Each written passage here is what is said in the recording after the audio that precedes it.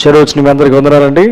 అదేవిధంగా ఈ కార్యక్రమాలను వీక్షిస్తున్నటువంటి మీ అందరూ కూడా ప్రత్యేకమైన వందనాలు. ఈరోజు నా దేవుని వాక్యం నుండి కొన్ని విషయాలు మనం నేర్చుకుందాం.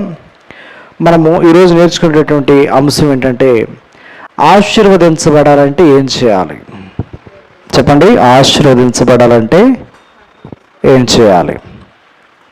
ఈరోజు నా భూమి మీద చాలామంది దేవుని దగ్గరికి వస్తున్నారు. దేనికోసం అంటే దేవుడు ఆశీర్వదించాలని.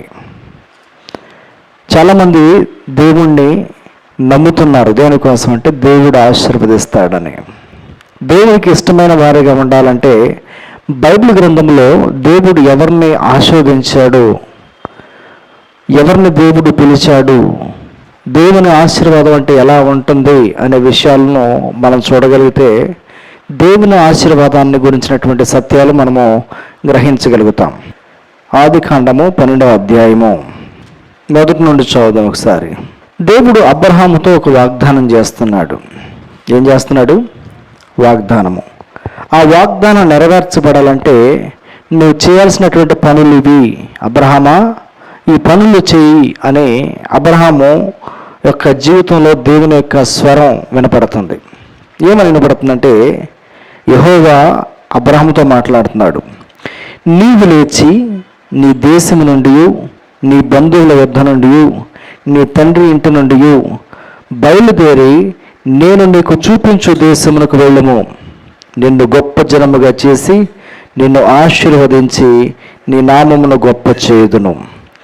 నీవు ఆశీర్వాదకరంగా నందువు. నిన్ను ఆశీర్వదించు వారిని ఆశీర్వదించేదను, నిన్ను దూషించు వారిని శపించదను. భూమి యొక్క సమస్త వంశములు నీ యందు ఆశీర్వదించబడని అబ్రహాముతో అనగా, దేవుడు దీవించాలంటే అతడు ఎటువంటి జీవితం కలిగి ఉన్నాడు, దేవుడే పిలిచాడంటే అతడు ఎటువంటి పరిస్థితుల నుండి వచ్చాడు అనే విషయాలను మనం కనుక ఆలోచన చేస్తే, అబ్రహాము తన కుటుంబ జీవితాన్ని, తన పితరుల యొక్క జీవితాన్ని మన పరిశీలన చేస్తే, అబ్రహాము మరి ఊరు అనే పట్టణం మెసొపొటేమియాలో ఉంది. ఆ మెసొపొటేమియాలో ఉన్నటువంటి ఊరు అనే పట్టణంలో ఉన్నాడు. ఆ పట్టణాన్ని గురించి, అతని తల్లిదండ్రుల గురించి మనం చూడవచ్చు. తేరాహు తర్వాత నాహోరు కనినట్లుగా చూస్తాం. నాహోరు 29 ఏండ్లు బ్రతికి తేరాహును కనిను. నాహోరు తేరాహు కనిన తర్వాత 190 ఏండ్లు బ్రతికి కుమారులు కుమార్తెలను కనిను. తేరాహు 70 ఏండ్లు బ్రతికి అబ్రహాము నాహోరును సహోదరులను కనిను. ఎవరంట? అబ్రహామును, నాహోరును, హారానును కనిను. తేరాహు మరి అబ్రహాము తండ్రిగా మనకు కనపడుతున్నాడు. అబ్రహాము తండ్రికి మరి తేరాహుకి 3 కొడుకులు, నాహోరు, హారాను, అబ్రహాము. తేరాహుకి నాహోరు, అబ్రహాము, హారాను అనేటటువంటి పిల్లలు ఉన్నారు. ఇందులో అబ్రహాము గురించి మనం చూస్తున్నాం. ఎందుకంటే దేవుడు అబ్రహామును ఆశీర్వదించాలనుకున్నాడు. ఎవరిని? అబ్రహామును ఆశీర్వదించాలనుకున్నాడు.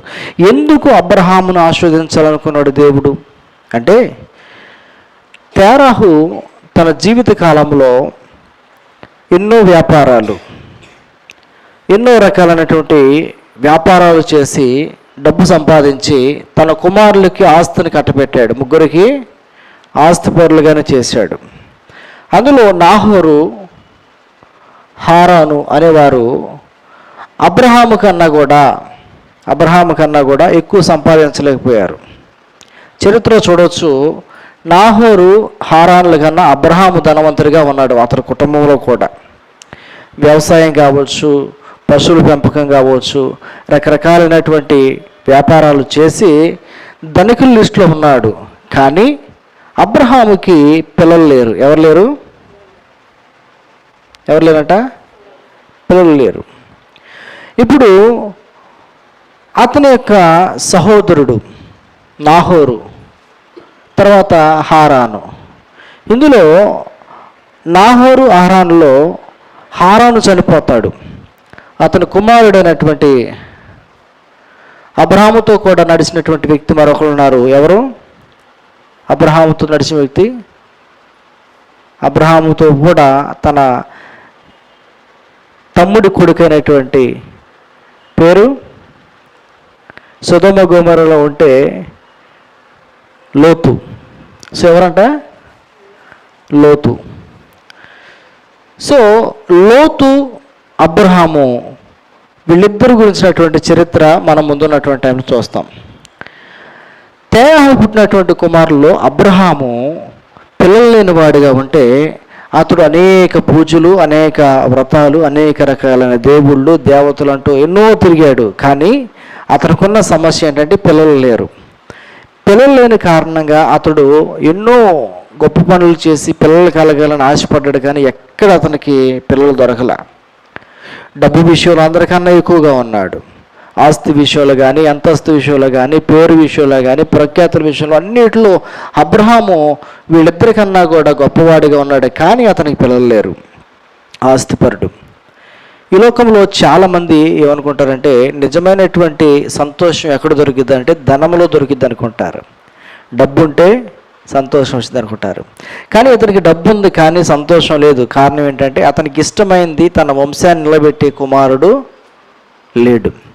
తన వంశాన్ని నిలబెట్టే కుమారుడు కోసం ఎన్నో పూజలు, ఎన్నో వ్రతాలు, ఎన్నో దేవుళ్ళు, ఎన్నో ప్రాంతాలు తిరిగాడు. కానీ ఎక్కడా మనశ్శాంతి లేదు. కారణం ఏంటంటే అతనికి పిల్లల పుట్ల దాదాపు 75 సంవత్సరాలు.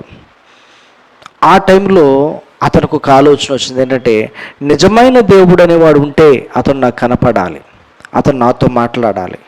ఎన్నాళ్ళు నేను చేసినంత వ్యర్థం, నా జీవితానికి ఇక ధన్యత లేదు. కుమారుడు కుమార్తెలు లేకోకుండా నా వంశం నాతోనే తుడిచిపెట్టబడుతుంది. నా ఆస్తిని అంతటిని కూడా బెరులు చేజిక్కించుకుంటారు. నా ఆస్తిని, నా యొక్క సంపదలో నాకున్నటువంటి ఈ సమస్త ఆధిపత్యాన్ని నేను ఎవరో బయటోడికి ఇవ్వాలి కానీ నా బిడ్డ లేడు అని చెప్పేసి ఎంతో కుమిలిపోతున్న టైంలో అతడు ఒక వ్యాజ్యం వేసాడు దేవునితో. ఏంటంటే దేవుడు నిజంగా దేవుడు ఉంటే నాకు కనపడాలి, నాతో మాట్లాడాలి. హల్లెలూయా.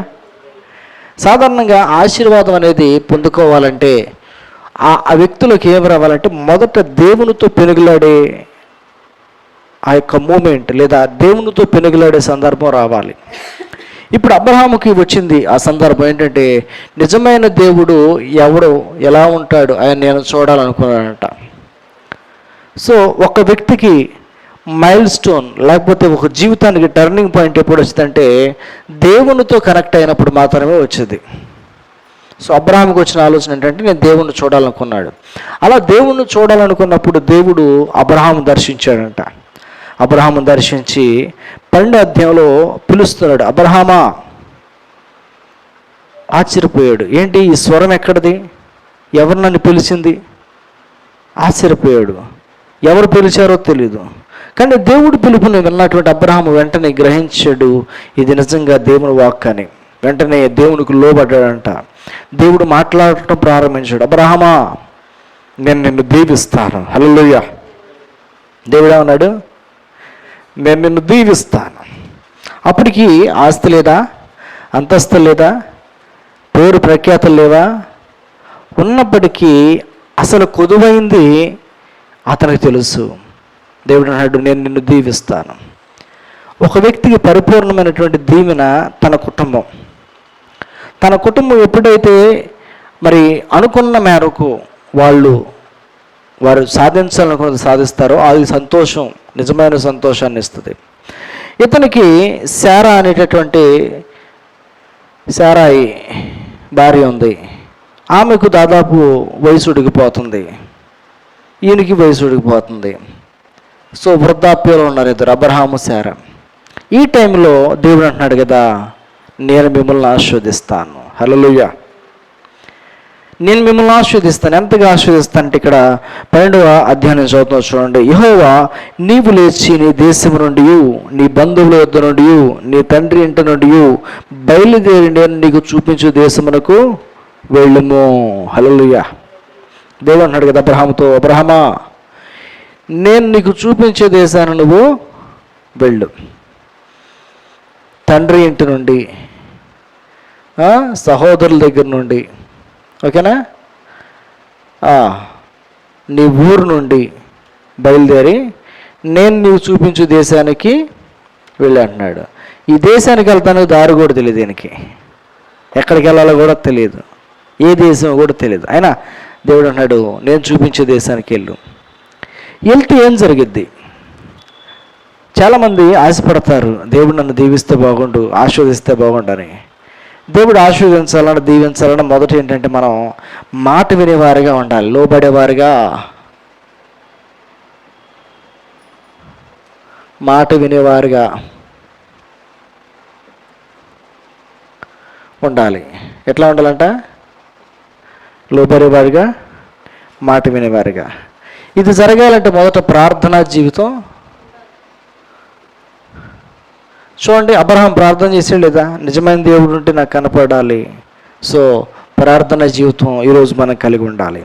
రెండోది లోబడాలి. దేవుని యొక్క మాటకు అబ్రహాం లోబడ్డాడు. ఏమంటాడంటే నిన్ను గొప్ప జనముగా చేసి నిన్ను ఆశీర్వదించి నీ నామమును గొప్ప చేయుదును, నీవు ఆశీర్వాదంగా నుందువు, నిన్ను ఆశీర్వదించువారు నేను ఆశీర్వదించేదను, నిన్ను దూషించువారిని శపించేదను, భూమి యొక్క సమస్త వంశములు నీ యందు ఆశీర్వదించబడుననగా.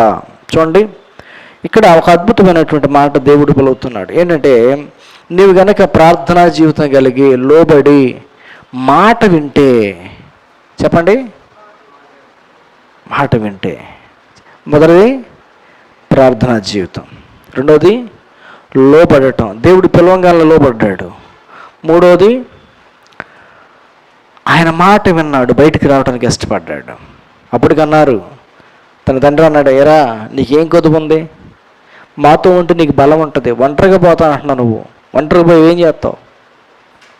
అబ్రహాం అంటాడు, దేవా నా దేవుడు నన్ను పిలిచాడు, నేను వెళ్ళాలి. హల్లెలూయా. అన్నలు వచ్చి అంటున్నారు, తమ్ముళ్ళు వచ్చి అంటున్నారు, అబ్బాయి నీకు మైండ్ చేయడం ఏంటి, ఎక్కడ ఉంటేనే కలిసి ఉంటేనే శత్రువులు మన మీద పడి ఎంతో ఇది చేస్తున్నారు, నువ్వు ఒంటరికి వెళ్తే నీ పరిస్థితి ఏంటి, వెనక్కి లాగుతాను చూస్తున్నారు. కానీ ఒకటి అన్నాడు, నేను వెళ్ళాల్సిందే. ఎక్కడికి వెళ్తావు ఏమో తెలియదు, దేవుడు పిలిచాడు, ఆయన వెళ్ళమన్నా కానీ వెళ్తాను. ఏ దిక్కు వెళ్తావు అయినా నాకు తెలీదు, నువ్వు బయటికి రా అన్నాడు, ముందు నేను బయటికి వెళ్తాను. హల్లెలూయా. సో అక్కడి నుంచి ఇంటి నుండి బయటకు వచ్చాడంట. ఇతడు ఎక్కడికి వెళ్ళాలంటే కానానికి వెళ్ళాలి, పాలు తేనెలు ప్రవహించు దేశం కానానులోనికి వెళ్ళాలి. దేవుడు అన్నాడు, నువ్వు బయటకు కనుక వస్తే నేను నీకు పిల్లల్ని ఇస్తాను. ఎంతమంది ఇస్తానంటే సముద్రపు ఇసుకరేణులు వంటి పిల్లలు నీకు ఇస్తాను. సముద్రంలో ఇసుకరేణులు లెక్కించగలవా? లెక్కించడం. అంత గొప్ప జనాంగాన్ని నీకు ఇస్తాను. ఆకాశంలో ఉన్నటువంటి నక్షత్రాలను చూడు, అవి లెక్కించగలవా? లెక్కించడం. అంత గొప్ప సమూహమైన పిల్లలు నీకు ఇస్తాను. ఇప్పుడు నీవు నా మాట విని లోబడిస్తే నిన్ను ఎవరైతే ఆశీర్వదిస్తారో వారిని నేను ఆశీర్వదిస్తాను, నిన్నెవరైతే శపిస్తారో వాళ్ళని నేను శపిస్తాను. భూమి యొక్క సమస్త వంశములు నీ వలన ఆశీర్వదించబడి అన్నాడు. హల్లెలూయా. ఈరోజు నేను చెప్పే మాట ఏంటంటే మనము ఆశీర్వదించబడాలంటే మొదట అబ్రహామును పోలి మనం జీవించాలి. మొదటిగా అబ్రహాం ఏం చేశాడంటే నిజదేవుడు ఎక్కడుంటాడని కనుగోవడానికి ప్రయత్నం చేశాడు. నిజదేవుడు ఉంటే నాతో మాట్లాడాలి. సో ప్రార్థనా జీవితం కలిగిన వారుగా ఉండాలి. రెండవది లోబడేవారుగా ఉండాలి. ఎవరికి లోబడాలి? దేవునికి లోబడాలి. దేవుడు ఏదైనా ఒక విషయంలో నిన్ను పరీక్షించిన, ఏదైనా విషయంలో దేవుడు నిన్ను సరిచేసిన నీవు అందుకు ఒప్పుకోవాలి. హల్లెలూయా. మూడవది మాట వినేవాడిగా ఉండాలి. లోబడేవారే మాట వింటారు. వాస్తవానికి వాళ్ళ అన్నదమ్ములకి అనేకమైన దేవతలు ఉన్నాయి, అనేకమైనటువంటి విగ్రహ సంబంధమైనటువంటి ఆరాధనలో ఉన్నారు. కానీ ఇక్కడ కొత్త దేవుడిగా పరిచయం అయ్యాడు అబ్రహాముకి. ఎన్నడూ కూడా ఎప్పుడు కూడా ఆ దేవుని గురించినటువంటి మాట వినలా. కానీ మొట్టమొదటిసారిగా అబ్రహాం వినన్నాడు, నిజమైన దేవుడు నాకు దొరికాడు, అదే చాలు. నిజమైన దేవుడు అంటే మిగిలిన వాళ్ళు ఏంటి, ఉత్తుతోళ్ళనా? అంతే కదా అబ్రహాం అంటుంది, నిజమైన దేవుడు నాకు దొరికాడు, నేను ఆయన్ని వెంబడిస్తాను. అప్పుడు అబ్రహాము దేవుని మాటకు లోబడి ఇంటి నుండి బయటకు వచ్చినప్పుడు తన తమ్ముడు సహోదరుని కొడుకైన లోతు అబ్రహాము వెంట రావడానికి ఇష్టపడ్డాడు. సో అబ్రహాము, లోతు వీళ్ళిద్దరు కలిసి కానాను ప్రయాణమయ్యారు. ఇప్పుడు దేవుని సంగమా జాగ్రత్తగా వినండి. ఈ రోజున మనం ఆస్వాదించబడాలంటే ఈ రోజున మనం చేయాల్సిన పని ఏంటంటే అబ్రహాం వంటి పట్టుత్వము, అబ్రహాం వంటి ఒక మంచి డెసిషన్ మనం తీసుకునే వారికి ఉండాలి. దేవుని మాటకు లోబడి దేవుడు ఏం చెబుతున్నాడో చేసేవారుగా మనం ఉండాలి. అబ్రహాము లోపడ్డాడు. ఎలా లోపడ్డాడంటే కేవలం స్వరం విన్నాడు, విన్న స్వరానికి విధేయత చూపించాడు, ప్రార్థన చేశాడు, దేవుని యొక్క మాట చొప్పున ముందుకు కదిలి వెళ్ళాడు. ఈరోజు మనం చేయాల్సినటువంటి పని కూడా ఇదే. ఏంటంటే దేవునికి ఇష్టమైన వారు ఎవరంటే ఆయనకు ప్రార్థన చేసేవారు, ఆయనకు లోబడేవారు, ఆయన మాట వినేవారు. ఈ 3 పనులు మనం మన జీవితంలో జరిగిస్తే తప్పక దేవుడు నిన్ను నన్ను ఆస్వాదిస్తాడు. అటు కృప దేవుడు మనందరికీ అనుగ్రహించునుగాక. ఆమేన్. ప్రార్థన చేసుకుందాం. మహాగణుడా, మహోన్నతుడా, సర్వశక్తిమంతుడా, త్రియేక దైవమా, అద్వితీయ సత్యవంతుడైన మా ప్రభువా, నీ పరిశుద్ధ నామానికి స్తుతులు స్తోత్రాలు. నాయనా, ఈ యొక్క సాయంకాల సమయంలో నీ వాక్యం ద్వారా మాతో మాట్లాడిన ప్రతి మాటను బట్టి నీకు వందనాలు. నిజమేనైనా అబ్రహాం వంటి మంచి మనస్సును మాకు దయచేయండి. మా కొరతలను బట్టి, మా సమస్యలను బట్టి, మాకున్న అక్రతలను బట్టి మేము ప్రార్థన చేసేవారిగా ఉండాలి ప్రభువా. ఈ లోకంలో మనుషులు అసాధ్యం అంటారు, ఈ లోకంలో మనుషులు నీకు జరగదంటారు, కానీ మేము నమ్ముచున్నాం నాయన, అసాధ్యమైనది సాధ్యం చేసే దేవుడు. అబ్రహాము నిన్ను నమ్మాడు గనక అతనికి చక్కటి కుమారులను నువ్వు అనుగ్రహించావు. నువ్వు వాగ్దానం చేసిన వాగ్దాన భూమిలోనికి వారి సంతతి చేరుకుంది. దేవా, ఈ సాయంకాల సమయంలో ఈ ప్రార్థనలో అడుగుచున్నాం తండ్రి. మేము ఇప్పుడున్న స్థితిని బట్టి తక్కువ వారమే, మా స్థితిగతులు కొద్దిగా ఉన్నాయి, కానీ నీ మాటకు లోబడితే నిన్ను వెంబడించేవారిగా, నిన్ను సేవించేవారిగా, నీకు ప్రార్థన చేసేవారిగా మేము ఎప్పుడైతే ఉండటానికి ఇష్టపడతామో అప్పుడు మమ్మల్ని ఆశీర్వదిస్తానంటున్నాం ప్రభా. ఇప్పుడే మమ్మల్ని మేము సరి చేసుకుంటున్నాం, విధేయత చూపిస్తున్నాం ప్రభా. మమ్మల్ని కూడా మీరు ఆశీర్వదించండి.